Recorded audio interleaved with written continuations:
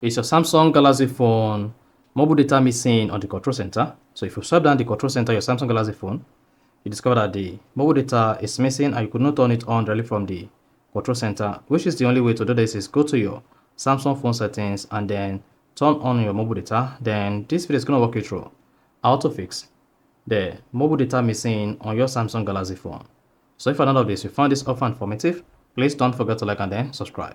Now, the first thing you want to do when you discover that mobile data is missing your Samsung Galaxy phone is swipe down the control center.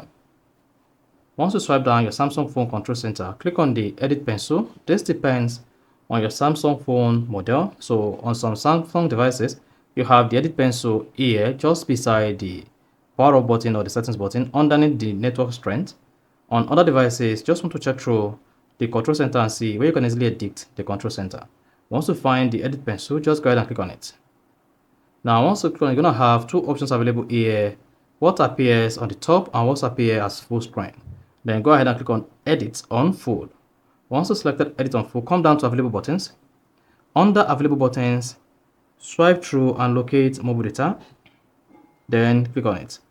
Once you selected mobile data, then the mobile data will be added to the available button. Now to rearrange, just press and hold and drag. Then once you're done, just go ahead and click on done. And then exit this page, then scroll down again, then you should see your mobile data added to your control center on your Samsung Galaxy phone. So that's basically how to fix mobile data missing on Samsung Galaxy phone control center. So if you found this offer informative, please don't forget to like and then subscribe.